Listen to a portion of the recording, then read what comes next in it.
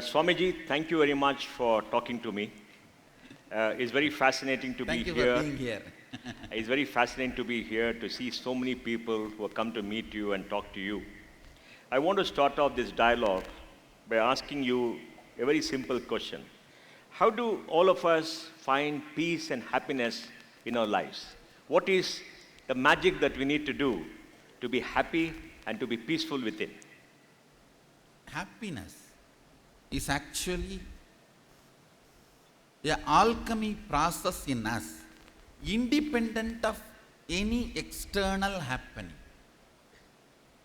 We are trying constantly to achieve happiness in the wrong direction, thinking that only certain permutation combinations of the external happening can cause happiness in us. It is like a completely misunderstanding the chemistry. If A plus B is going to be C, and we go on try to add C plus D and reach the A, which it is never going to happen. Same way, the alchemy of the happiness has to be understood as an independent process than the external happenings and permutation combinations of the external happenings. This itself solves almost 80% of the problem.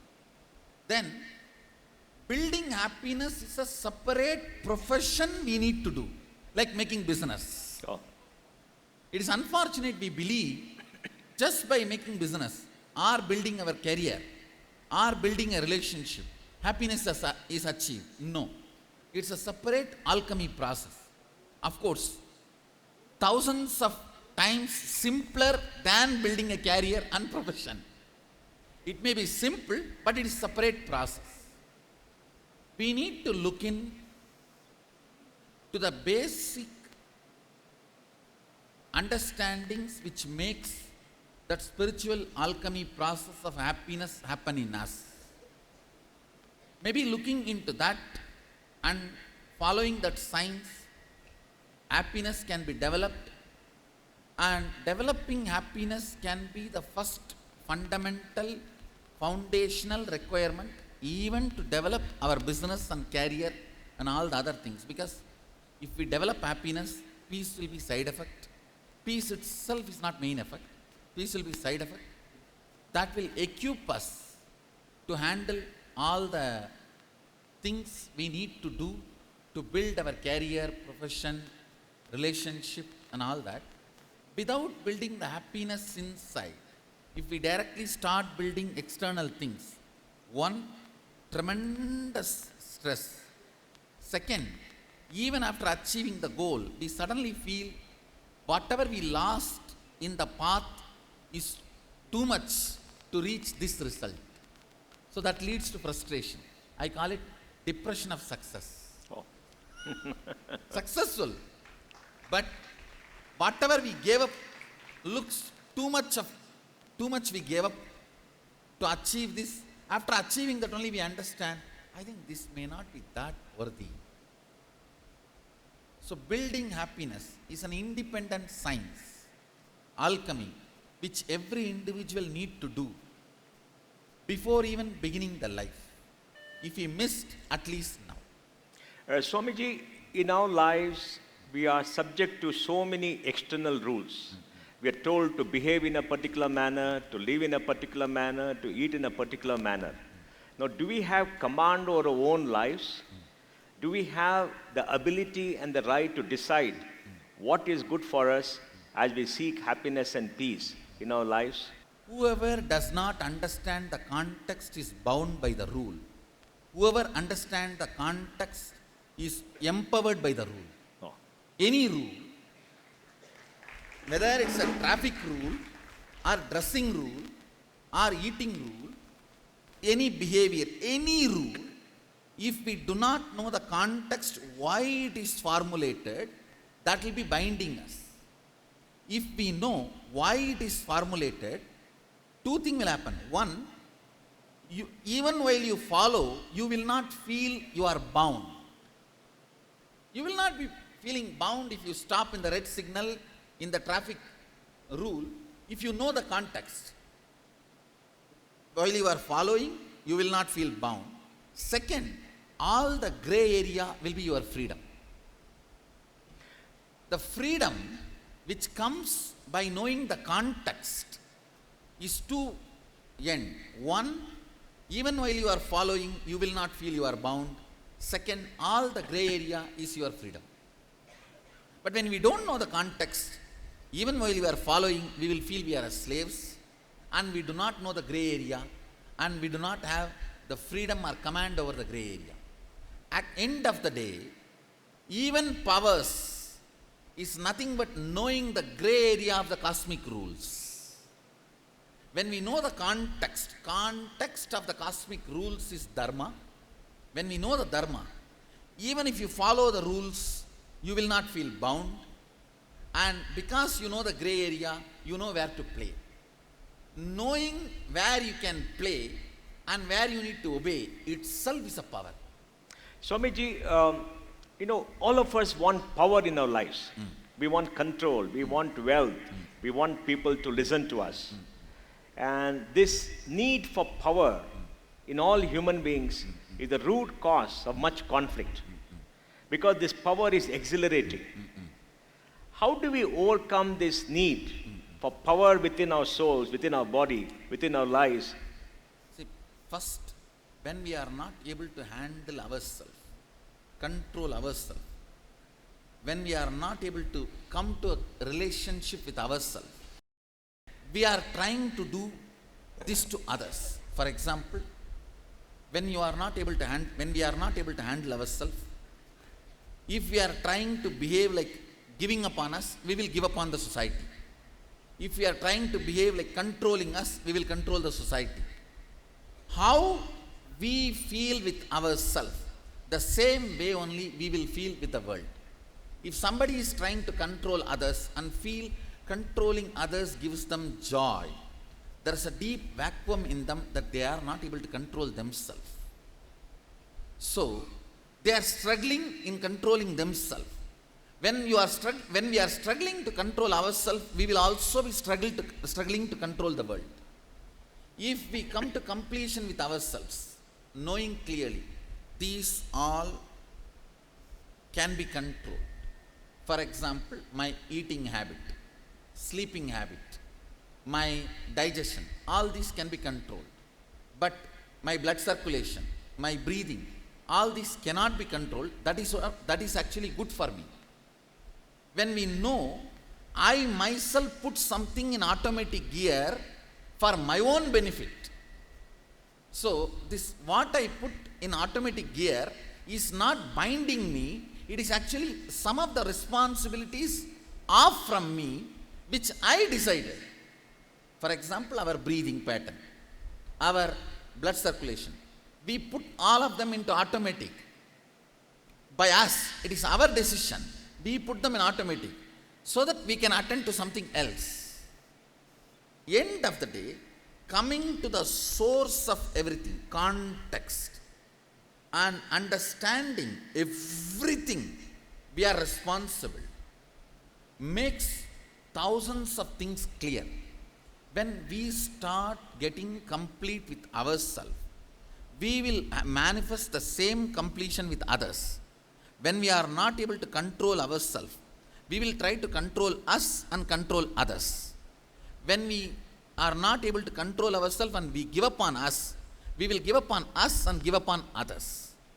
Everything, the way we behave, whether in a traffic signal or in our career or in our relationship, everything finally boils down to how we cognize us. How we behave with ourselves. Our idea about us is the source from which all this manifests. Even the need for the power is not always going to lead to a completion space or happiness space. We know. Yes, but still we do it. we do it. I should say it's a blind spot. We know our goal is not going to make us feel the way we want. See, we want certain feeling at the end of the goal, and we want something as the goal, even though we know this feeling and that goal is not going to come together. Sometimes we just start traveling towards any one direction. So I should say, it is more or less our own blind spots, based on our blind spots inside us. Inside us. But Swamiji, we live in a society. Now we have relationships. We are children of a parent. We got friends. We marry. We have spouses. We have children. We have colleagues. We have gurus. Now, this need to find peace within, how does it correlate with the need to have relationships? Can you let relationships dominate your life? How should two people deal with each other when they live together? They're part of a family. With whoever we live, if we are remembering somebody or seeing somebody more than thrice a day, we are responsible for how they feel about us. We are responsible. Yes, sure. Because they are part of us. Oh.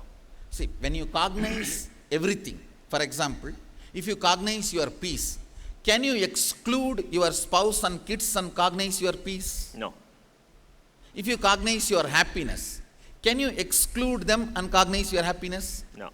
So if somebody is part of your cognition, they are part of you.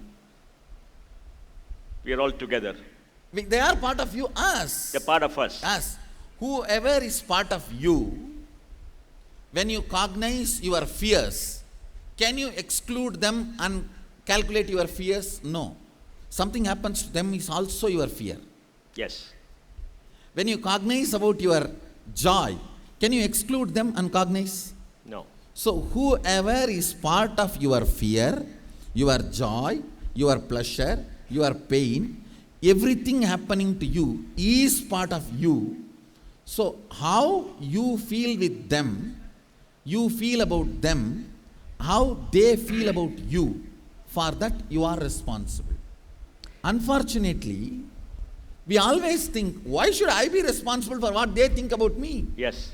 Which is, you see, you don't need to be responsible for the person who goes in the street, passerby. How he feels about you, you are not responsible. You don't need to be. Yes. Because he is not part of your life. Yes. But everyone who is part of your life, now all the titles you describe, spouse, son, father, daughter, guru, all these relationships are not passerby people. People who walk in the street. They are part of your very cognition. In the cognition, if they are part, how can you not be responsible for how they hold you or perceive you? The biggest blind spot all of us have is whoever is part of our thinking system. See, for example, when you visualize what is your joy, whoever is part of them, part of that visualization. When you visualize what is your fear, whoever is part of that visualization. When you visualize what is your happiness, whoever is part of that visualization, we are not even taking responsibility for what they think about us or how they hold us or how they perceive us.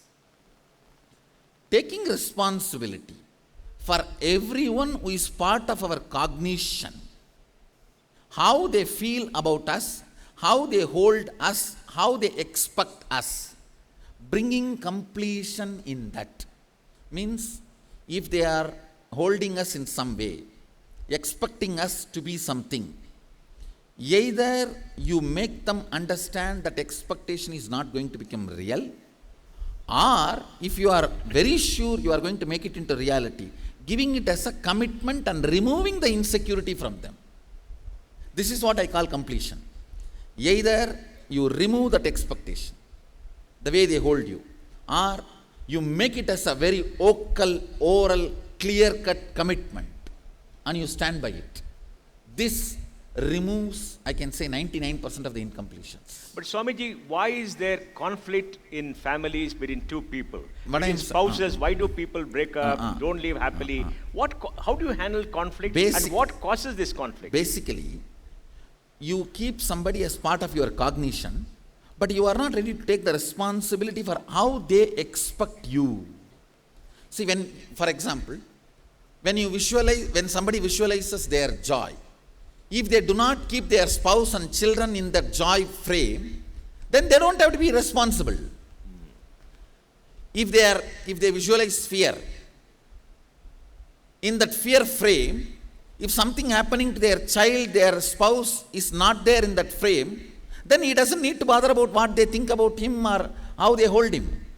When your joy frame, greed frame, life frames has all of them as part of it, then we are responsible for how they hold us, what we stand for them, what is our commitments and relationships, what is our understandings and said unsaid agreements. Not leaving any gray area with the people who are in your life frame is relationship. But Swamiji, this is very fascinating. Then, how do we relate to the rest of society? What is our obligation to every creature yes. on this planet So what I am and saying- everybody else? Our immediate life frame, whoever is, maybe 25 people for a common man, a bigger family person may have 100 people in that frame. When we work with this 100 people or 25 people who are in our life frame and bring completion, we will learn the knack of keeping gray areas zero. Oh. What is your expectation of me and what is my commitment to you? What is our relationship? Defining it and living it, what I call integrity. When we work with these 100 people, we know very clearly how to work with the larger group. See, the Pindanda is our body. Our body related, wherever our body moves, these 100 people are the people who are in the part of the life where this body moves. If we bring completion with this group, then where our mind moves, means people are influenced by our thought currents, who are trying to influence our thought currents. We know how to bring completion with them. Then the larger society, ultimately, the whole universe is us. If we can master this simple completion with the Pindanda, means people who are in our cognition, as I said, if you are remembering thrice or seeing them thrice a day, they are part of you. They are part of your inner frame, life frame. Whether your joy, your pain, your bliss, your anxiety, our depression or our excitement, everything is dependent on them. The people who are in the inner frame, if we don't care about them, they can collapse our joy in 2 seconds. One phone call is enough. Yes, yes. That's true, yes. Understand? So then we are responsible. Every human being should start ironing out the relationships, especially people who are in his life frame. In his life frame, this ironing out, this completion, the lowest gray area will bring tremendous joy, security in relationships among the beings. This will teach an individual how to deal with the larger group. But Swamiji, if we have to find inner peace, we need to be happy. And we have so many obligations to everybody. Where is the time for ourselves? How do we reconcile this need to get along in the life frame, in the personal life frame, in the societal life frame, with our own space as individuals? Happiness is not always time about the time. See, now you made 2 statements. First, you made a statement, time. Second, you made a statement, space. If we are involved with everyone, where is the time? Then you made a statement, where is our space? Actually, our space is independent of the time. If our space is evolved, 24 hours we will be happy. Oh. The time we are spending, see, you feel the time you are spending on others, where is time for me? Because you do not understand, we do not understand, all the others are in our frame. Oh. See, end of the day, our whole frame need to be happy for us to be happy, because that is what we call happiness. It's an extension of our own persona. You see, when we close our eyes and visualize what is happiness, we say, my son will be very happily sitting next to me. My spouse will be very happily talking to me. We will all be there somewhere in a vacation. Whatever you visualize, for that frame to become reality, you need to work in every person involved in that frame. Yes. So how can you call that as spending time on others? Yes. End of the day, the frame we are trying to make it as happiness.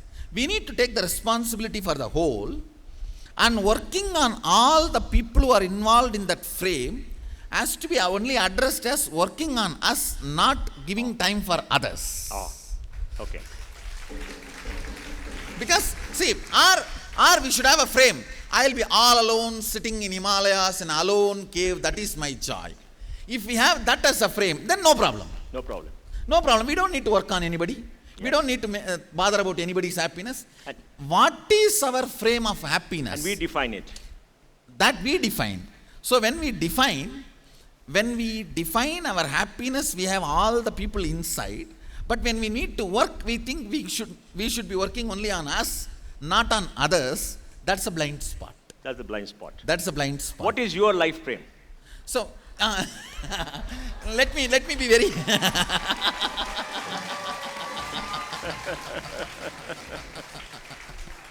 let me be very honest. With all my integrity, I tell you, when I look in on my joy or my bliss life frame, I do not see even me in that. Oh,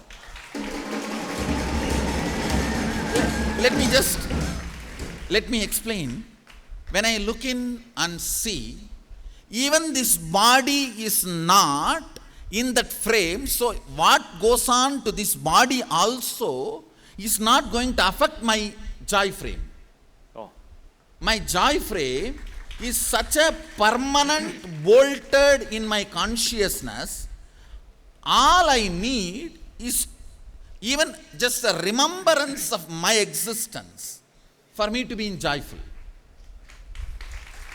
So, for example, for some years this body will function, then some years after that it may not function, it may stop functioning, but that is no way stopping my joy frame, because even this is not part of my joy frame. I understand. Yes. Then you may ask, then what for I am working? Yes. I am working casually. Whoever comes in front of me, I will try to make them joyfully. And I will be working with all my integrity, but I am not bothered if they don't become joyful. Oh, Because I don't feel even this is inside my life frame. So even this is an extra. outside. Because even this body is an extra, everyone else is extra. Yes. Whenever we work for somebody's happiness who is not in our life frame, is service. If we are working for the people who are in our life frame for their happiness, it is responsibility, duty. And if we are not doing that, we are not even being responsible. We are irresponsible. If we are working for the happiness of the people who are out of our life frame, that is service. Okay. But Swamiji, there is another big question that comes up. Why is there so much of conflict in the world when at the end of it, mortality is the only reality in life? We are born, and over a period of time, the body disappears, we go away. But why is there so much conflict when I we should know that say- everything ends somewhere?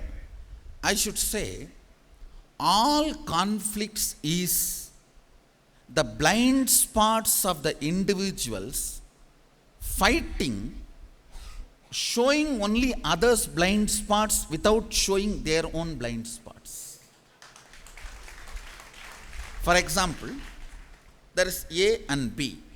A has blind spots, B has blind spots. If A sees his own blind spots, it will lead to completion.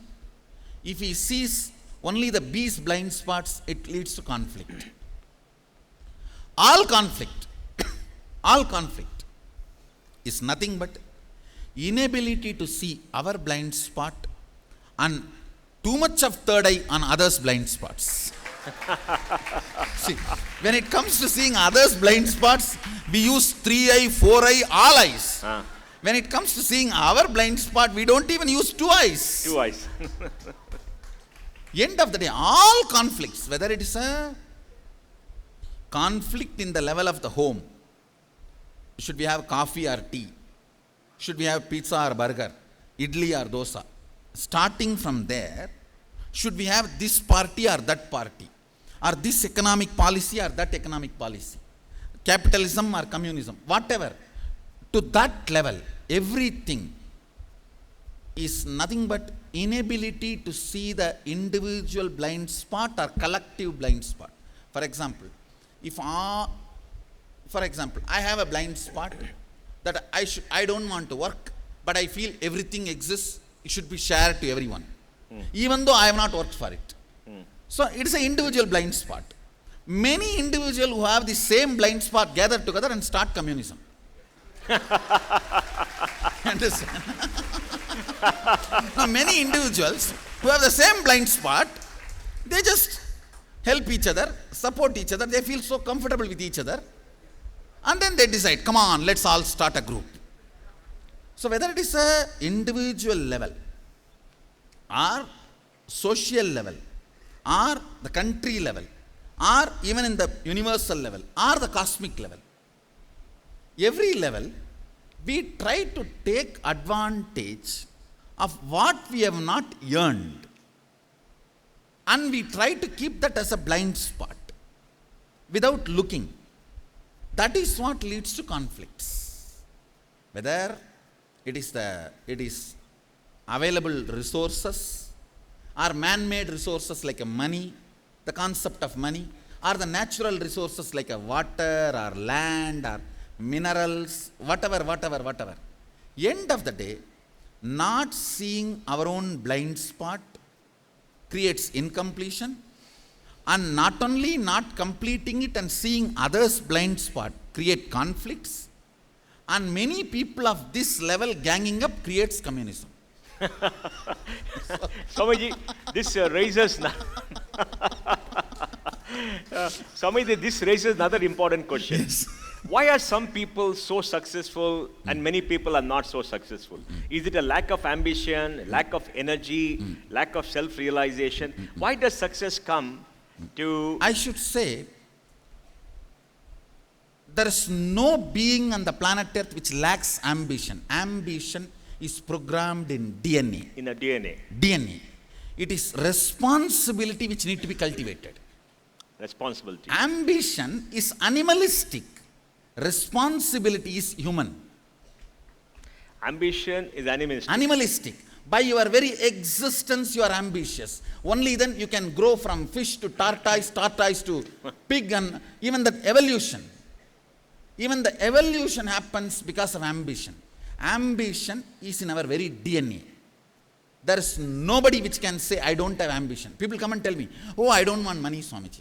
I am not interested in it. I said, if it comes in lottery for $1 billion, no, then okay, Swamiji. Then it means what?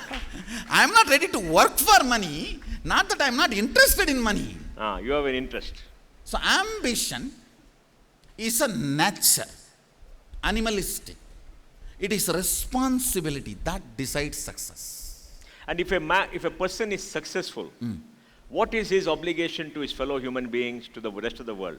What I am saying, whoever was in the frame when he was not successful, whoever was in the frame when he was moving towards successful, whoever is in the frame after his success, he is obligated to all of them.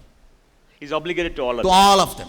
It is his duty. It is his duty. Beyond the frame, it is his service. And there's a duty to perform service. Yes. No, I should say, let me be very straight. Whoever is involved in the frame when he was not successful, when you are working towards successful, when he is successful, that is dharma. He has to be responsible for all of them in the frame. Yes. Beyond that is a punya. It is punya. If he goes beyond the frame and does good, who is not involved in his success, that is punya, that is service. Is punya required? I should say, Why should we have punya? Hindu tradition expects punya also to be a part of the success. Punya to be a part of the success. Part of the success. You see, as the Shastra Pramana, if I refer to Hindu tradition, Agamas insist on us serving beyond our frame. Agama insists not only people who are in your frame, but it says very clearly, the first responsibility and priority is people who are in the frame. People who have been part of your life, your frame, when you were not a success or when you are working for a success or after you become successful. They only become your first priority. But they recommend always, you don't stop there. Because when you start taking responsibility for all the people within your frame, you develop an infrastructure and tool for taking responsibility. Let it not be unused after you complete everyone who are in your frame. So even serving, you need to develop certain infrastructure. Yes. If you have developed it Yes. for all the people who are part of your success, Yes. then after that, why should that infrastructure be just Remain keeping there. quiet? Yes. Wear and tear. Let it be put for the people who are outside the frame. That is called punya. So, from Shastras, if I go back to Hinduism, the source of Hinduism, Hinduism insists on punya. On punya. On punya. It insists you do that. Maybe I should say that punya keeps a lot of people not entering into immoral and wrong way of hurting the principle on which we built our wealth. For example, if we don't care about the society at all who are outside our frame and they are deprived, they may not be sitting and waiting for all the dharma analysis and all that. They will just come and throw a stone and Take it steal what away. we have. Yes. So for that not to happen, this kind of a balance helps in a big way. Then Swamiji, what is the role of dharma in our lives? What is dharma? How do you define dharma? And how did it come into being? How does it exist? How should we look at dharma in our day-to-day life, in our extended life? See, if I have to give a literal meaning of the word dharma, I should say natural law of life. That's the Natural law of literal life. meaning. Yes. If I have to give my interpretation, in every level, an individual's dharma is, it's my interpretation. I wanted to keep these two separate. The Shastra's definition of dharma is natural law of life. Natural law That of is life. the literal meaning. If I have to apply that in our day-to-day life, in an individual level, the individual's dharma is understanding the self, world and God. That understanding is the first dharma. With this understanding, he starts making decisions in the world. How I should behave with people who are near to me. How I should behave with the people who are far away from me. How I should behave with people who have a conflict of interest. All these cognitions, decisions, he comes to based on what he thinks as himself and world and God. Jiva, Jagat, Ishvara. Understanding these three is a basic dharma of an individual. Then the dharma comes, means next level. What is our dharma towards the society? What is our dharma towards the larger country? What is our dharma to our own clan? For example, doctors. Doctors have dharma to the doctor's clan. Engineers have dharma to the engineer's clan. Lawyers have dharma to the lawyer's clan. Entrepreneurs have dharma to the entrepreneur's clan. all that comes next. But all these questions, all these understandings of dharma and questions related to dharma can be answered by one formula. What is the idea I have about me? What is the idea I have about the world? What is the idea I have about God? Me, playing temporarily in the world, want to be permanently resting in God, is my dharma. For that, how I should behave with the world, how I should behave with me, how I should behave with God, should be the scale with which we measure at every moment how we should behave. Swamiji, we learn in the epics that when dharma is overtaken by adharma, avatars come. We get a new being who comes and restores the balance. How can this balance differ and become one-sided, adharma getting more than dharma? How can it happen when people are in a constant move to live as per dharma? Natural evolution happening to the next level is the natural law of life. We not allowing that natural evolution in our day-to-day life is called patterns. Oh. For example, naturally in this age, this should be my ambition. When you are young, if you are not liberal, we don't have heart. After 40, still if you are liberal, you don't have brain. No, these are all the natural evolutions should be happening to us. Conservative. It should be happening to us. If we are not letting the natural evolutions happening to us, it is called patterns. Too many people are not letting the natural evolution to happen is the cosmic pattern. Whenever an individual is stuck with the individual pattern, to break that pattern and liberate him, Guru appears in life. Whenever the universe is stuck with an universal pattern, to break that and liberate universe, an incarnation appears. Too many people, I should tell you, during Mahabharata time, too many people are stuck in a pattern called trying to grab without working for it. The extreme consumerism. Anything I see is mine, I do not need to work for it. The extreme consumerism was becoming a mainstream thought current.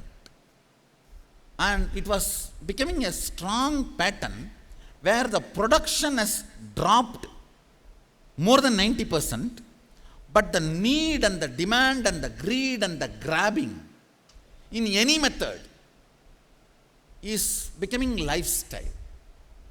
So to break that pattern and reduce the load on the planet comes Krishna. Oh. If you see the whole Mahabharata war, the main thought current trying to have without working for it. Trying to get more and more. Trying to have without taking responsibility for them. It is not that whether Dharmaraja rules or Duryodhana rules, what is there? But the problem is Dharmaraja is ready to take the responsibility for the people. He is ready to set that trend as a model. So many people also follow that model. With Duryodhana, when he is not ready to set the trend, Krishna knows if Duryodhana becomes a king, Duryodhana type of people only will become a model. So, breaking the wrong models, setting the right trend is the incarnation's job. Breaking the wrong patterns, setting the right trend is the job of an incarnation. When it becomes too much, for example, one small example I can give. 100 people are living in a community. 80 people are very responsible. 20 people are not responsible. We can enjoy their irresponsibility as cuteness. See, so cute from morning till night, he just sits, eats and sleeps, does not do anything. Okay. But if that becomes 80, it is no more cute. It becomes a majority. It becomes not only that, weight. Wait. So, when it becomes weight, and even after it becomes weight, and they are not ready to change that pattern, it becomes a strong thought current. Then no other way. Either the pattern or the persons who are not ready to give up that pattern need to be eliminated. Eliminated.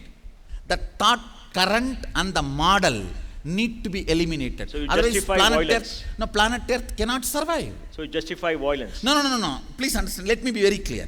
Let me here come very clearly.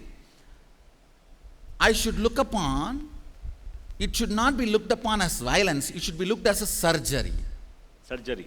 But who See, decides? yes, that is what. Let me look at that. The outcome of after what happens decides whether it was a surgery or violence. After effect of the Krishna has decided what Krishna did is a surgery. Yes. So it is only the after effect we can label it whether it was a surgery or violence. But who decides the Let me time be is very clear. opportune? Let me be very clear. In Krishna's whole Mahabharata and everything also, he gave enough of Time. long Rope. rope. He tried his best. It's not that he did not try. He tried his best. And even after that, see, many of those people who are killed in the war, they themselves have openly declared that it is better to die than to give up this pattern. Oh, Whether it is Duryodhana, yes. or Karna, They refuse to or change. Bhishma, or Drona, all of them, what they finally declared, it is better to die because they know there is death waiting. Death became a better choice for them than transformation. Only they were eliminated. End of the day, they chose that. When they chose that, how can this be violence? This can't be violence. I should say it is a more or less mass suicide. See, the whole Akroni Sena, including Bhishma, Drona, Karna, everyone who is standing in Duryodhana's side, all of them know Krishna is an incarnation. And all of them know they're in the wrong. All of them know they are on the wrong side. All of them know the All result. of them know they can't win. They can't win. They can't win against Krishna. They know. Yet why did they do it? That it means it is a suicide, not violence. It should be very clear. It's Yes. a suicide, not violence. Yes. End of the day, because all of them know that they can't win over the Krishna. They can't You think Bhishma had a courage that he can win over the Krishna? No. He knows he's going to fall. Yes. And that is why he kept Karna as a reservation. Yes. He tells Duryodhana, when I fall, you need a best commander. That is why I am keeping Karna. I abuse Karna, so he will not pick up weapon under me. So you have a safety. See, Succession. Bhishma Yes. abuses Karna. Yes. So Karna says, I will not pick fight up weapon as you're long as there. Bhishma is alive. Yeah. Then Duryodhana, he calls Duryodhana and tells, I am keeping him as your reserve. Reserved for your security. If I am gone, he will be there for you. Yes. So don't think I have done something wrong. I have done some good for you. Yes. It means what? He knows he is going to fall. Yes. You think Drona had the confidence that he will not fall in front of Krishna? No. He was very clear. But he was very clear, I will work because I ate. Yes. So as my integrity to what I ate, I will do it. Yes. So end of the day, all of them, it is a suicide. Yes. Swamiji, one big question comes. You know, you spoke about God. Why is this feeling in society around the world? My God is better than your God. And why is this conflict about God? Who is this God and what is this God? There's so many people say, my God is better than your God is a lesser God, somebody is the children of a lesser God, and they all fight. See. And throughout human society, more death and conflicts have occurred because of this fight between gods. What is this? What is this God? End of the day, to tell you honestly, my God is the supreme, is nothing but saying, I am supreme. I am supreme. See, our So own God is an ego, we alibi. project it on God. God is an alibi. God is just our projection. What we want to tell the world, it will be too obvious if we tell directly, I am superior. Then immediately will come for a war. I don't have time for immediate war. So what to do? How to declare this in a very diplomatic way? In a very diplomatic way, to trying to declare this is what is my God is superior. The whole, if you analyze thoroughly the whole Hindu tradition, the beauty is the whole, whether it's Upanishads, Shaivism, Vaishnavism, or the Sakta, or Ganavatya, all the Sampradayas and Paramparas, they give importance to Ishtanishta, means your God is the ultimate, and from that all the energies come out, but you do not have any right to disturb somebody else's feeling. Their Ishta is the highest. Oh, The Ishtanishta is never allowed to become fanaticism. See, the Ishtanishta, for example, if it is a Shiva temple, Shiva will be ultimate. All the believers of Shiva will be worshipping him.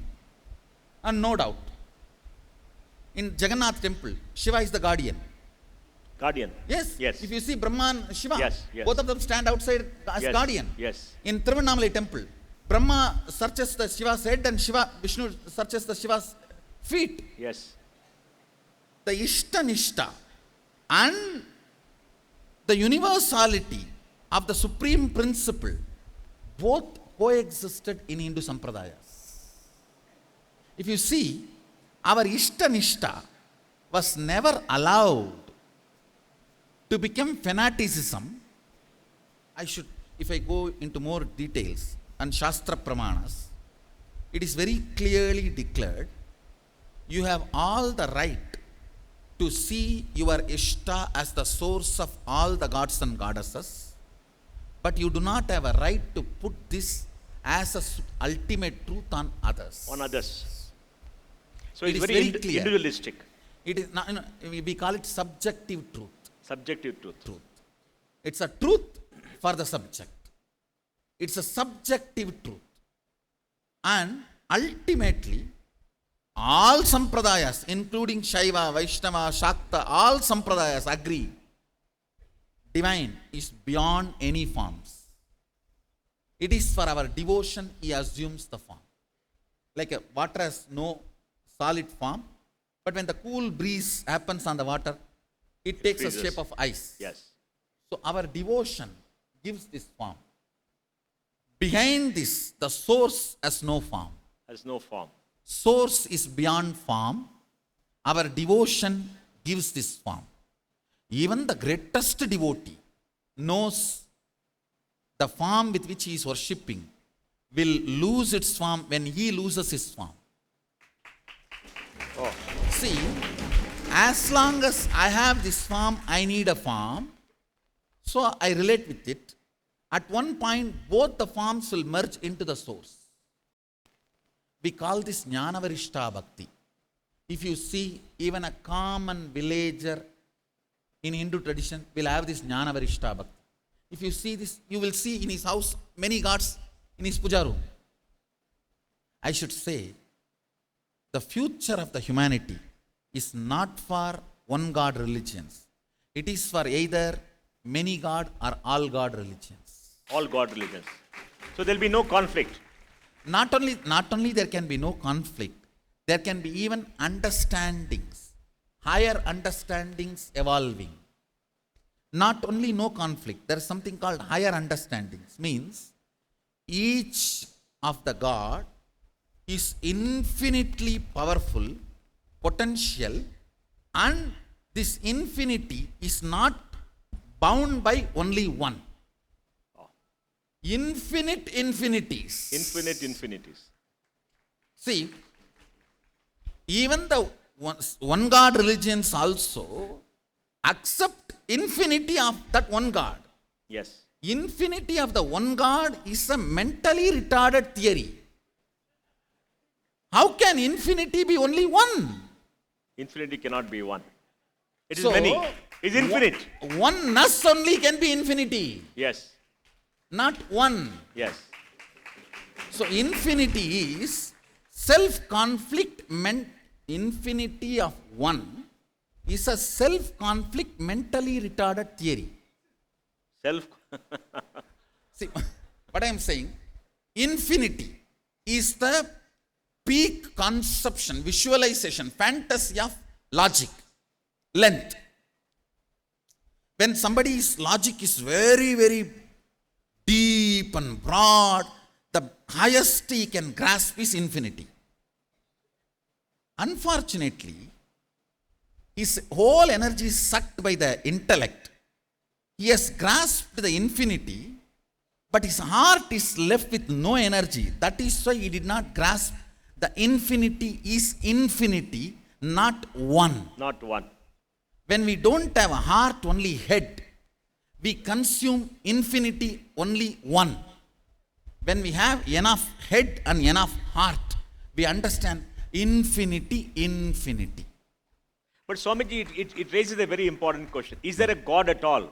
Or we have created a God just to be happy, to find certainty in our lives? For example, surely there is a higher independent intelligence which generates, operates, destroys, dilutes, liberates. There is the independent intelligent force, no doubt. A force. Sure, independent intelligent force available, no doubt. The many ideas of gods with which we play, those ideas may be created by us and we are playing with it. God exists, not as we define him. God exists, but not as we define. But not as we define him. But it is such a concept is very difficult for the human mind to understand. We all want to see something. No, I should say, it is very easy for human mind to understand, very difficult for the people who have not yet evolved to be a human being, but in the human frame to understand. Does the avatar have God, or is the avatar a manifestation of God? I should say, avatar is the Vyakta component, means manifest component of the unmanifest God. Of the unmanifest God. See, avatar is the statement of God. God is the state of avatar. Explain to us, Swamiji. Avatar is the statement of God. Yes. Manifest of unmanifest. Yes. God is the unmanifest of the manifest. You're essentially saying that there is a force above Yes. us which is all There is pervading. a force, I should say, not above us, above us. Okay. The above us gives a different context. Yes. Above us Yes. means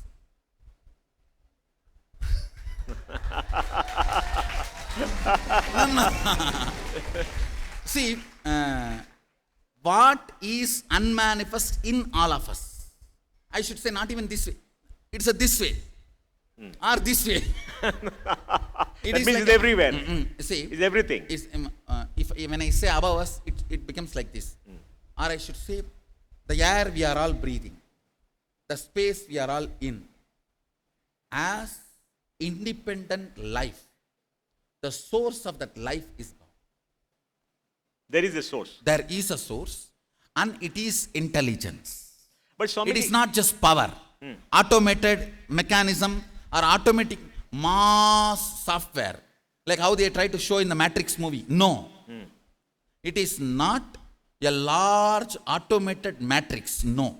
It is an independent intelligence which can make decisions, and very which large can decisions. intervene. Large decisions. What I am saying, not only large decisions, you see, it can make the decisions as big as moving the planet Earth closer to sun or far away to sun, and it can make decisions as simple as removing one small Rudraksha from this bead.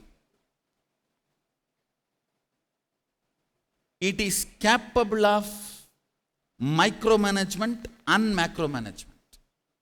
If it's capable of micromanagement, what is our role as human beings? Are we all Katputlis? Are we all puppets in a big puppet show where somebody is doing a superior power? Or do we have a right to decide and do things for ourselves? Yes. Now let me, first of all, even in puppet show, puppet is not completely controlled. Puppet is not completely Yes. controlled. Yes. The bit, if the puppet, in the puppet show, if it is a 8-bit, only the 8-bit is controlled, not this bit, not this bit. Yes. Yes. Even in puppet show, puppets are not completely controlled. So, in our life also, we are not completely controlled and we are not completely free. There is certain amount where we have a freedom. For example, everything affects our life. We have a freedom to decide. Full freedom. Full freedom. Everything affects others' life. We do not have a freedom. Because others' goodness is involved in it. So everything that affects you- everybody, we don't have the We freedom. don't have freedom. Everything affects our life. If you sit and list out those things, all of them we have a complete control, complete freedom. It's like a cow is tied with a 2-meter rope length. Within the 2 meter, he can sit, stand, grass, do whatever he wants. Within the 2-meter length, if he behaves properly, the rope can become 10 meter or liberated once for all. Yeah. So within the 2 meter, how he behaves decides the length of the rope or the liberation. Same way, we are all empowered with certain freedom. Within that freedom, how much of responsibility with which we behave, that decides whether our freedom length is going to increase or decrease or once for all freed. When somebody establishes his track record, his freedom is only going to do good to others. Suddenly you see he is completely free. No. All the resources are at his disposal. Everything comes to him. Everything comes to him. All the things are under his disposal. And there is no, he doesn't feel suffocated by not having money, time, intelligence, energy, resources, anything which he wants to achieve. I am seeing very clearly. I tell you from my own experience. Whatever I want to do, I am seeing very clearly everything automatically aligns. I just have to see and enjoy the whole fun. If a power is manifesting in this body, I am already seeing the structure to reach this power to the world also gets assembled. Along with this manifestation, that structure also manifests. So I am very clear, there is a very powerful intelligence operating, and that does not mean I am sleeping. I am participating actively only to enjoy. Only to enjoy that. Now, Swamiji, so many people are listening to you. They come here to willing to talk to you. What is motivating them? What is compelling them to come here? What is attracting them to come here? What is it making them come thousands of kilometers from all over the Don't you world? think that it is reasonable to ask this question to them and then to me? You understand? This question, I think, they should answer. What are the core values of Sanatana Dharma? Sanatana Dharma is an open architecture, like Balaji says. It's not a closed proprietary system. It's an open architecture. And being an open architecture, it has got multiple manifestation, multiple interpretation, multiple use, and nobody yet knows what it is. Yet it sustains, it promotes, it liberates, it goes on, and is almost eternal. So what are the core values of this Sanatana Dharma? If I have to put the whole thing in nutshell, the essence of Sanatana Hindu Dharma. See, we all accept the Vedas or the introductory literature of Sanatana Hindu Dharma. If I have to talk from the context of the Vedas, the Shastra Pramana, I should say basic, conflict-free, exciting, blissful life with understanding of Jiva, Ishvara, Jagat is Sanatana Hindu Dharma. Say it again.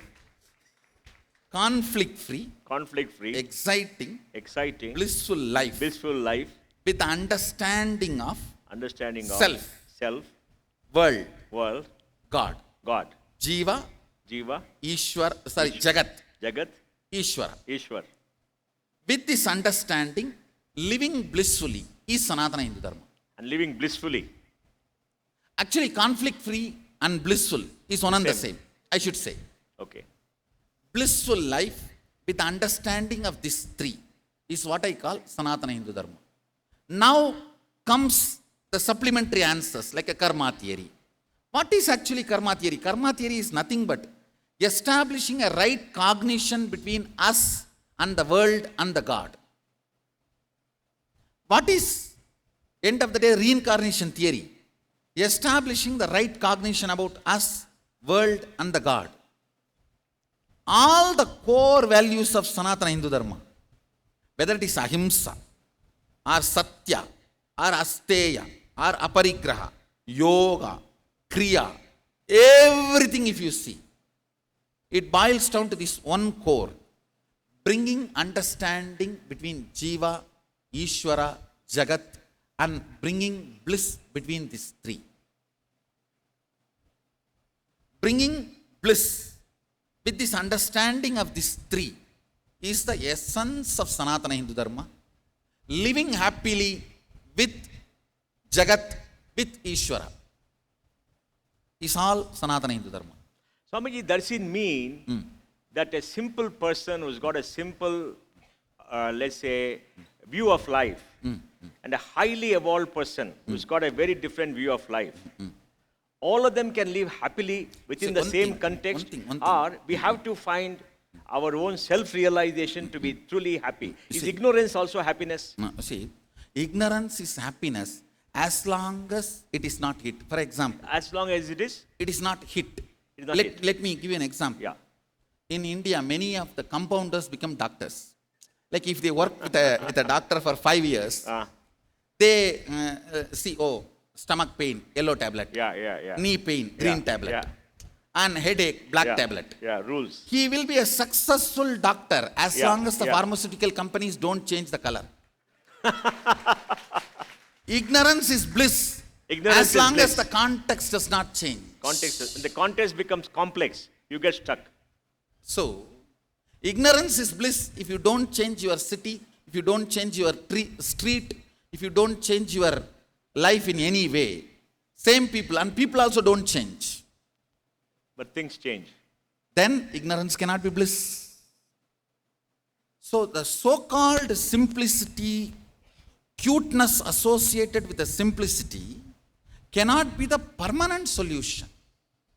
Human beings have a higher role. See, the simplicity which comes even after the higher evolvement is called integrity. So integrity is the solution, not the simplicity. Not simplicity. Because simplicity is more or less like a compounder becoming doctor. So are you saying that we must go above an animal existence Yes. to try the true meaning of our existence as human beings? Because we have a mind Yes. We should evolve higher than the mind. higher than the mind. Higher than the mind. I call it completion. Completion. Completion. Where our depth radiates what we are, independent and irrelevant to the mood swings we go through. Our core stands by what we are, independent of the mood swings we go through.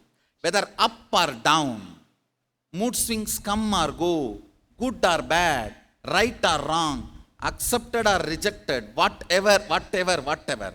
The core depth standing to its integrity and constantly ready to evolve only in the line of integrity.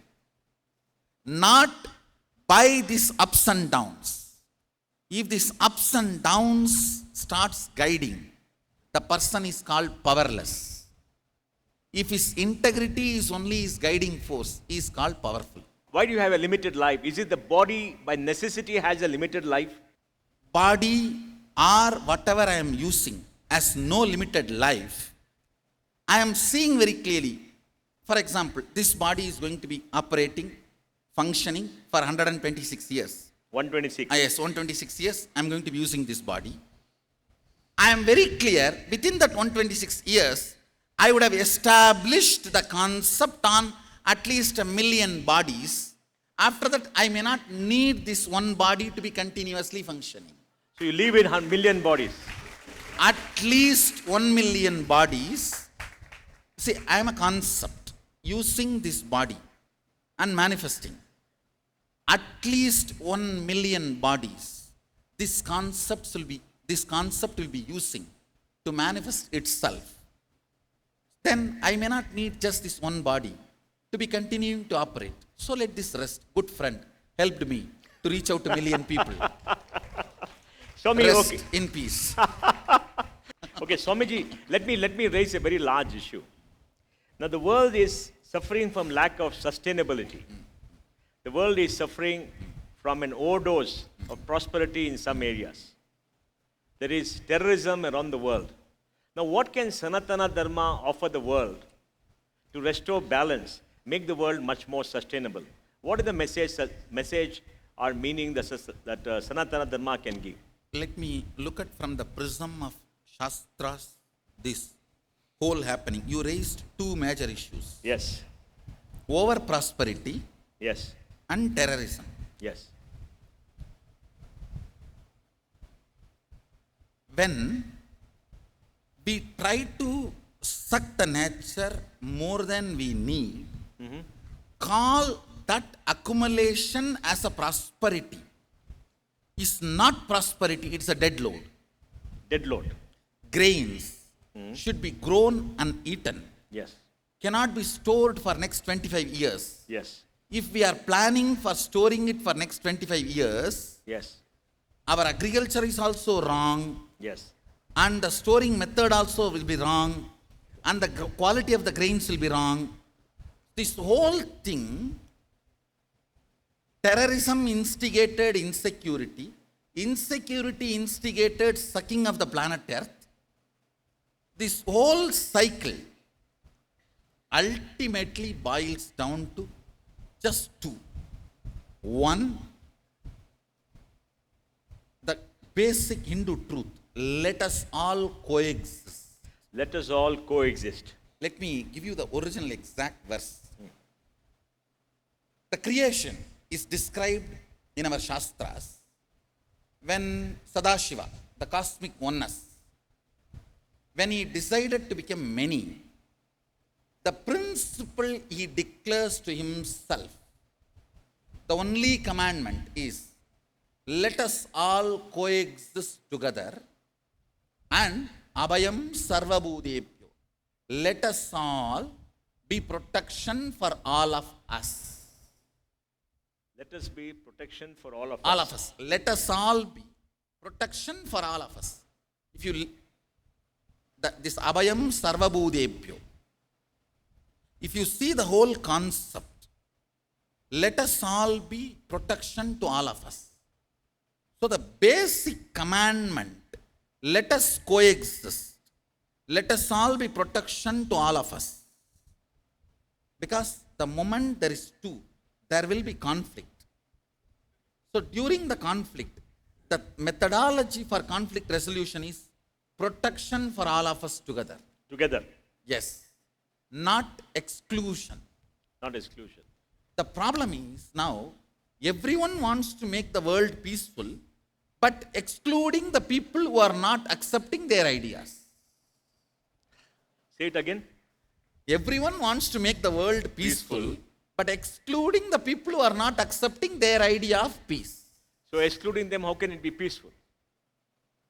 So excluding somebody else's idea of peace cannot be the conflict resolution methodology.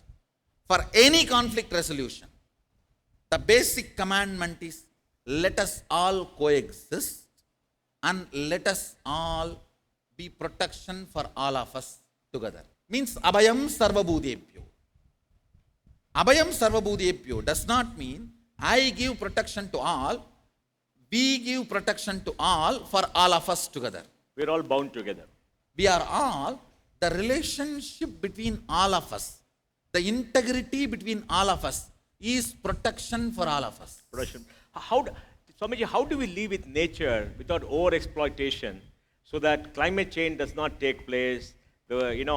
All creatures on this planet have a right to survive and we don't destroy them. How do we make this happen along with material prosperity? Is our body what type of food? Our body is designed for what type of food? Eat that food. Our body is designed for what type of clothes? Use that clothes. If we go for organic, when I say organic, I mean the natural flow of existence. The fur is needed for that animal. Not for us. Surely not for us. Not if for it us. is, if we need, God would have provided that. Yes. Yes. He would have provided that for us. Yes.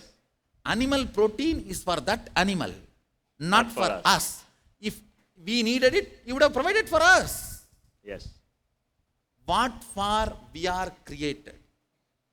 If we go to the core and go with the flow of our core, the life will be best. Going with the flow of our organism is what I call organic. Whether in a food, or lifestyle, or furnitures, or the clothes we use, or the gadgets we use, or the items we use, in everything. Going with our organism. Our body is not mechanism. It is allopathy which declares this as a mechanism. Ayurveda declares this as organism. Going with the flow of this organism is what I call Vedic lifestyle, Charya. This lifestyle is the solution. And also I want to tell, at least at present situation, it is an impractical solution. I know.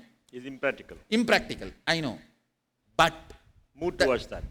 Move towards that. move towards that, that is also a long-term solution. Okay. But we can do one thing.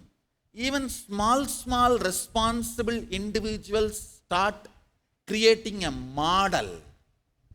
The models can become anytime models and tip the point.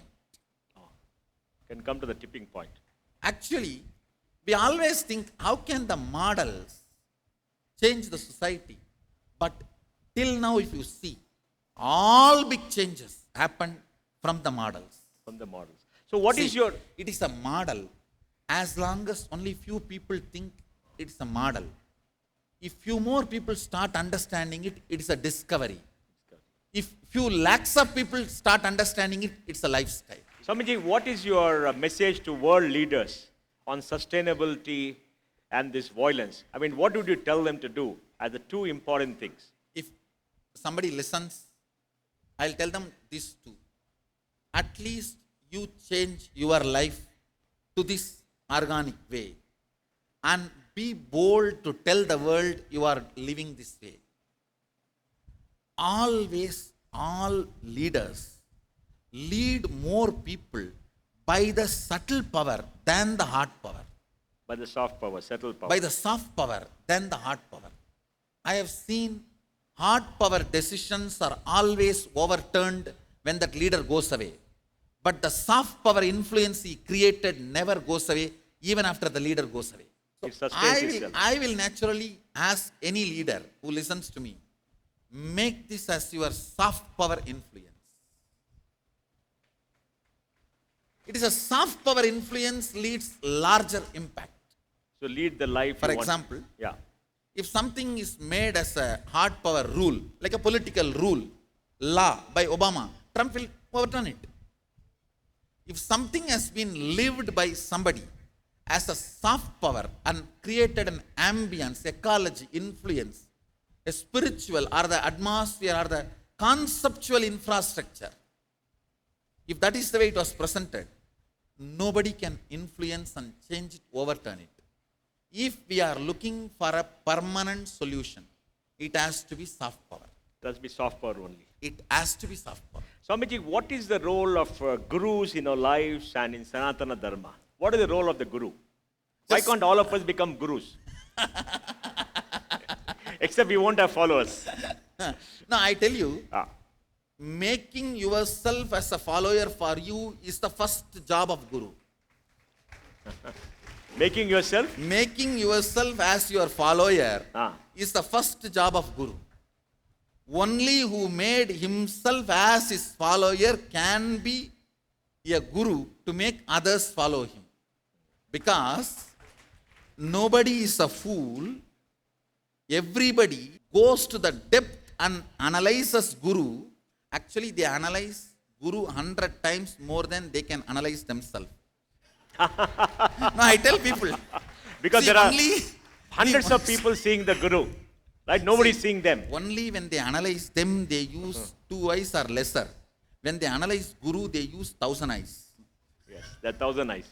And basically, I'm telling you, Guru is the most scrutinized person. First, if you do not have a blind spot, you can be Guru of you. And if you are able to help others to find their blind spot, you can be Guru of them. Oh, Basically, the job of the Guru is nothing but helping every individual to manifest their ultimate reality.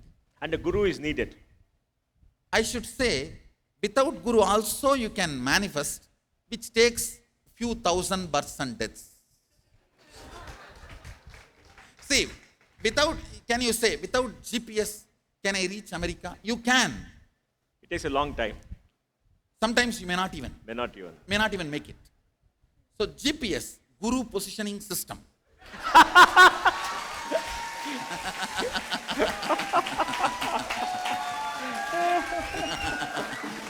Makes journey easy, joyful, and certain. A certain kind of a certainty. Because, see, when you see somebody swimming, beyond logic, you are convinced you can swim. When he can swim, why not me? Then you start taking the steps for it. So surely, GPS helps, makes it easy. Swamiji, how should followers of Sanatana Dharma protect Sanatana Dharma? Sanatana Dharma now is, some people are trying to work against Sanatana Dharma because Sanatana Dharma is an open architecture, it's an open system. People See. have one closed system. How should followers of Sanatana Dharma who believe in transparency, in openness, in the freedom of the mind, in the right to decide for yourself, protect the legacy and Sanatana Dharma so that it sustains for itself? Two things. All closed theologies need to be marketed, promoted, converted, forced, enforced. All open architectural system need to be consumed to be preserved. Need to be consumed. That's a good one. They need people to be converted. They need to market to keep themselves alive and active. We need to be consumed to keep ourselves alive and active. They need converted people, followers. We need more consumers. More consumers. All we need is people who are enjoying it. This tradition is alive, kept alive, not by marketing, not by conversion. To tell you honestly, most of the Hindu gurus do not even know the ritual to convert somebody to Hinduism, and many of them believe there is no such ritual. Yes. Actually, in Agama, there is a ritual for anybody to accept Sanatana Hindu Dharma, but it's not that popular. Leave all that. The Hindu tradition was never kept alive by marketing or conversion or any of it. It is kept alive by the people who are consuming, enjoying, celebrating. We need more and more people to consume, enjoy, celebrate. I tell you, after the IT revolution, internet revolution, the information, open source, all the informations have become open. Open. I tell you, the new modern mind evolving, only Hinduism is going to survive. Only Hinduism. I am telling you, because this mind is going to scrutinize everything. Question everything. Question everything. Now the freedom is such, 6 months you can be male, 6 months you can be female. Everything has evolved. Yes. So people are looking for choices. People are exploring all choices. And information available. Information. In next few years, I am looking at the whole thing. When somebody becomes 18, he can decide his language, his country, his career, his gender. Why not his religion? Naturally, the new generation is going to choose a religion which gives him enough Freedom. of choices Enough with choices. depth. With depth. Enough of choices with depth. And good or bad, right or wrong, fortunately, unfortunately, only Sanatana Hindu Dharma has that capacity. It can give you choices and depth. It can give you choices without compromising on depth. On depth. On depth. Without compromising on depth, giving choices. That is naturally going to be the... See, So you're saying why we go to mall? Because so many choices. Choices. And the depth is not compromised. The Yes. quality is not compromised. Yes. Yes. So the same quality. Yes. Only Sanatana Hindu Dharma is a spiritual mall. Spiritual mall. Sanatana Hindu Dharma is a spiritual mall. That is heresy. You can give any name. You can give any name. You can give any name. Yes. But Sanatana Hindu Dharma is a spiritual mall. Multiple choices without compromising on depth and quality. So are you saying open system, open source will dominate the world against closed proprietary systems? Yes. Not only open system is going to dominate, I tell you the closed systems are going to be rejected by the consumers. Fortunately, the whole world is now consumers. They Yes. are no more even citizens. They become consumers. They become consumers. See the world, which is the largest city in the world where largest number of people are living. Internet. 2 Yes. billion people are living at it at any given time. Yes. So the whole world is no more citizens of certain religion. Sorry, they are not followers of certain religion. They are not citizens of certain They're country. seekers of truth. All, see, the citizen belongs to certain language, belongs to certain caste, belongs to certain gender. All these have become smaller part of their identity. Consumerism is the largest part of their identity. Every man's action, how his actions are inspired, his thinking is inspired. If you go to the depth, see, if you do the depth postmortem of somebody, 2% of his actions are pressurized by what he feels as his religion. 2% is influenced by what he feels as his language. 3% is influenced by what he feels as his age. If you analyze, do the postmortem, the largest percent of his actions and thought currents are influenced by being a consumer. What is good for me? What should be my actions to make me better? The consumeristic idea. So that has become the largest driving force of the human being. That is why I am saying only Hinduism has a future. The consumeristic brain, only if we are able to cater to them, we have a future. Yes. Any ideology, any theology, which can stand the demands of the consumeristic brain, only that is going to be the future ideology and theology. That is going to be Agamas and Hinduism. That's fascinating, Swamiji. That's very fascinating. You will see, because it is not that Hinduism does not have rules. It very clearly says rules is only when you are not able to handle yourself. For example, you are not able to wake up in the morning and do yoga. Then a rule comes, you have to do cold water bath in the morning and do yoga. Oh. But once you start enjoying yoga, the rule is not there anymore for you, then you are given the context, maintain your breath this long, blood pressure this much, and this should be the way of your bowels functioning. This is all is health. You continue. Then nothing comes. After that, no rule. No You rule. are given the context and you can manage that with your breathing, with your exercise, when you want, what do you want to do. So the Vidhi Nisheda is given only when you are not able to handle yourself. The moment you are able to handle yourself, you are given jnana and given freedom. Charya, lifestyle is only in the initial. Then you are given vidya, jnana and given freedom. The religions which work in this fashion only as a future, and if any religion want to survive the consumeristic brain of the new generation, please come and adopt the structure of Hinduism. An open architecture. And I am also seeing many of the liberal groups from other religions are slowly absorbing our style.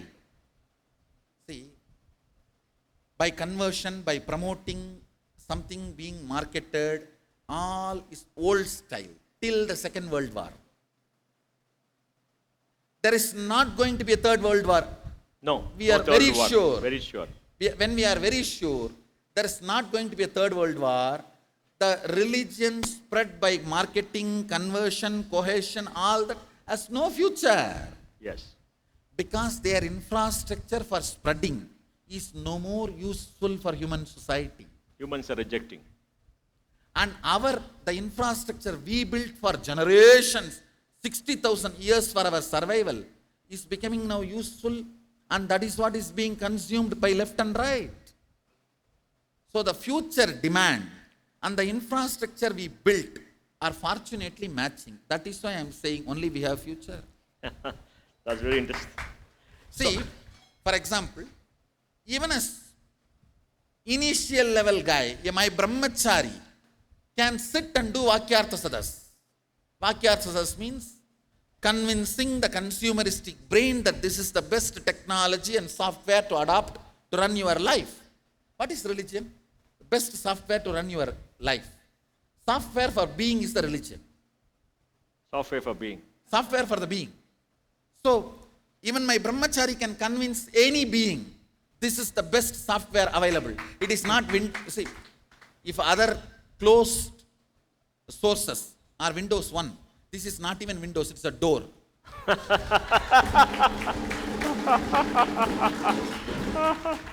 Understand? Now human beings need convincing and adapting. When they adapt and see the Sakshi Pramana, this was the infrastructure we were building for 60,000 years. We did not build big weapons to convert people. Fortunately, it's like suddenly overnight, the alternative for petrol is discovered. All the roads are now waste. All the petrol vehicles are waste. Yes. Suddenly we have invented a method. You wear it something like a shoe and you raise yourself 300 feet and walk and reach where you want. What will happen to the whole petroleum and car industry and the roads? Redundant. Not only redundant, all the years they spent in that is waste. Gone. R&D, everything is waste. That is why I am saying the religions which evolved a systematic theology, books, beliefs, even all these are infrastructure. See, when certain beliefs are given down the generations, it becomes a biomemory of that group. Yes. So all the religions built, they are spreading and marketing on weapons, wars, killing, whatever names they may give, all that. Now they are redundant because that system is no more consumed by people. People are looking somewhere else. So what is going to be consumed by people is Vakyartha Sadas type of marketing. Means understanding and discussion and debate. That kind of a marketing. And see, in argument, we find out who is right. In debate, we find out what is right. Okay. Yes. So Hinduism is based on debate, Vakyartha Sadas. Who not who is right, but what is right. What is right? So, our whole infrastructure is built for this kind of a people. Fortunately, the product we developed is picking up the market. It's not that we made it. It To is tell there. you honestly, It is there. no. For example, this consumeristic brain of the new generation is not created by Hindus, but fortunately, the evolution has led to that, and only we have the product to supply for this. At the this right brain. time. At the right time. Swamiji, another question for all of us, because we have discussed the purpose of life, the meaning of life, how to find peace, the role of Dharma, how Sanatana Dharma can make a better world, and for all of us. Now, for businessmen, business executives, what is your message to be successful? They have to face competition, there's globalization impacting them, and like you said, consumers want greater choice, so the product life cycle comes down. With all this happening, what do you think, how can businessmen be successful? What is your message to them? Basically, competition, then value addition, then dharma, means our ethics. Whether in the level of competition, or in the level of value addition, or in the level of dharma, in every level, I see one point can be stable and make yourself current. See, there are some concepts very stable, eternal, but it cannot be current. Cannot be current. There are some concepts which are current, but they do not have the eternity support. Yes. There is one concept which is eternal and can be current. Means it's as old as sun, as new as sunrise. As old as sun and as new as sunrise. Sunrise. And what is that? Responsibility established on oneness. Responsibility. When we look at the life, whether creating the product or marketing the product or facing the competitors, see, facing the competitors is nothing but the job of Kshatriya. Value addition is the job of the Vaishya. These two, Design is the if it job is of the Brahmana. designed with the context of Brahmana, Dharma is established. Now what I am talking is more like a theory, more like a lines. If I have to get down to every situation, the basic things. See, pharmaceutical companies, when they started developing the chemical-based Molecules. medicines, they were not cunning. They were not criminal. It was all with a good motive, very good intention. But when the huge marketing infrastructure is established, and they do not have enough product to supply and sustain the marketing infrastructure, now they are forced to retain their marketing infrastructure. So then morality and the need is compromised. So this is what I call bending the context of a Brahmana. If the Brahmana's context is not bent, and if they take the brunt of, we don't have enough product to supply to maintain this marketing infrastructure, it might have been a hit for them in one year. But if the context of integrity is kept, the further research and development could have happened. Okay. If we compromise on the quality to maintain the infrastructure, further R&D is not required. Cheating is enough to keep us alive.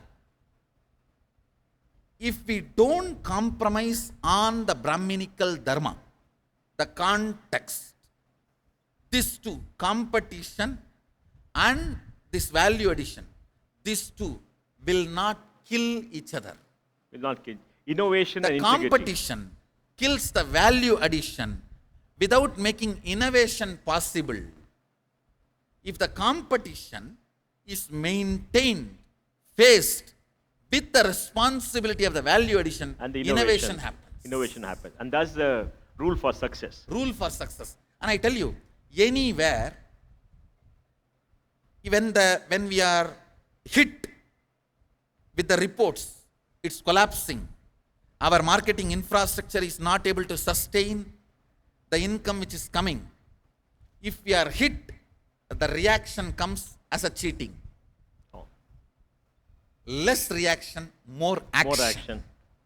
And that is a rule for success. So the leaders need to be more acting, less reacting. Then the decisions will always be without compromising the context of Brahminical principles, dharma. And without, the competition will not kill the value addition. Swamiji, you spoke about punya. How does punya and business and dharma go together?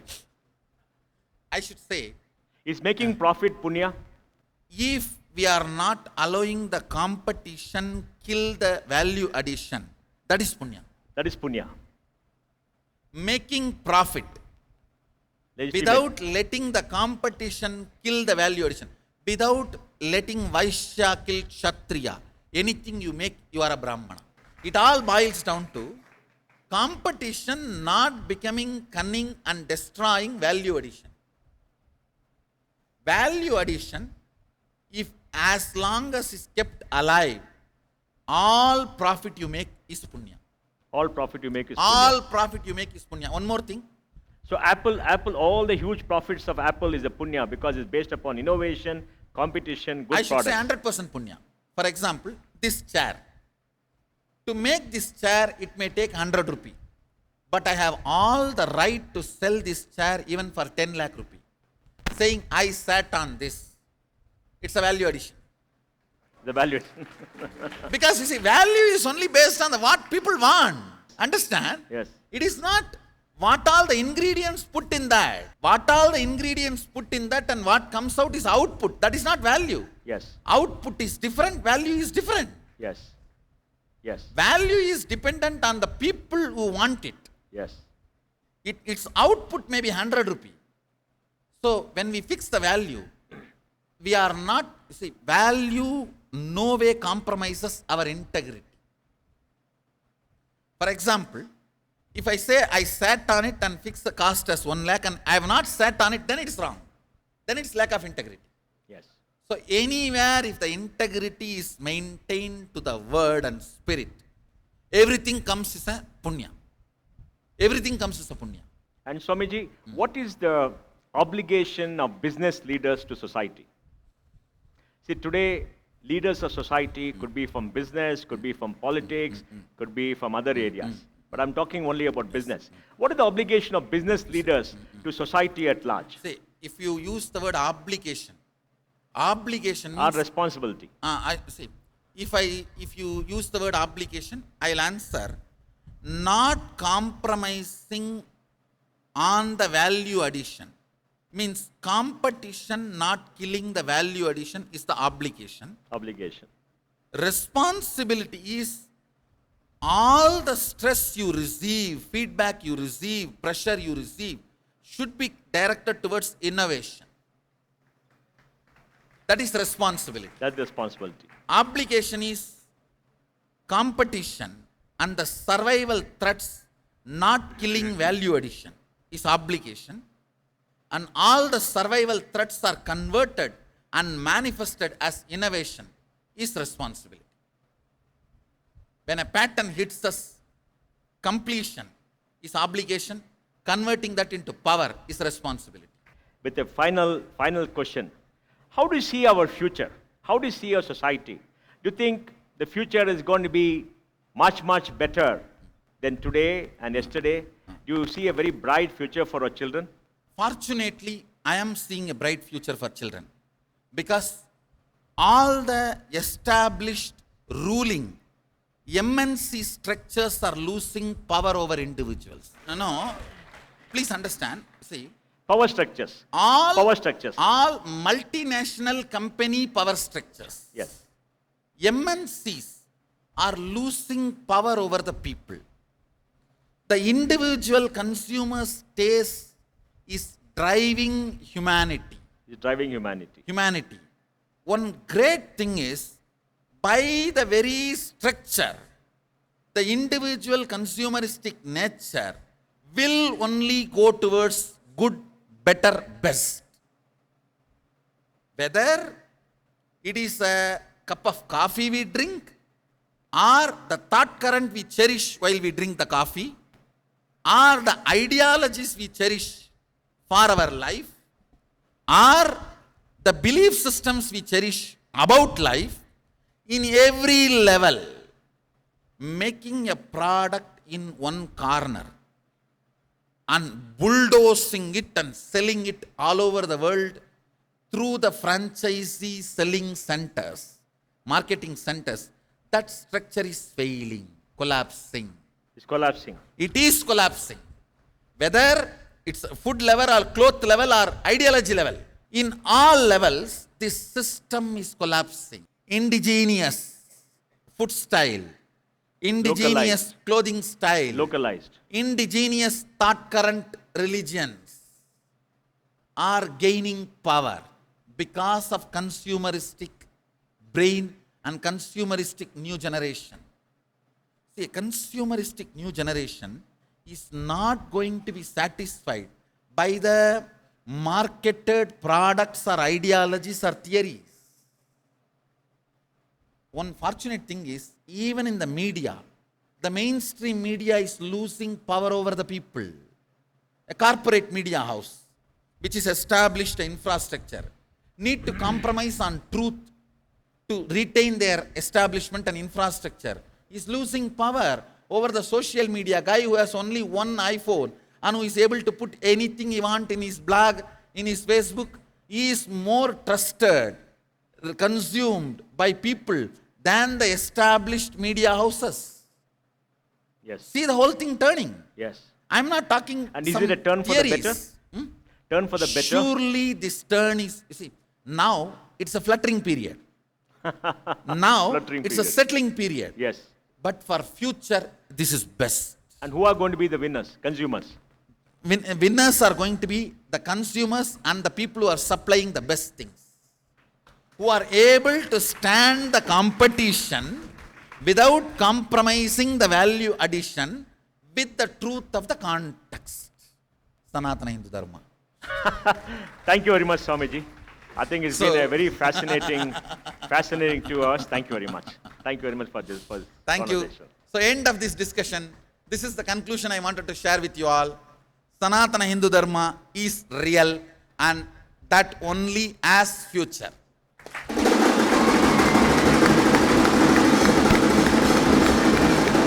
Thank you all.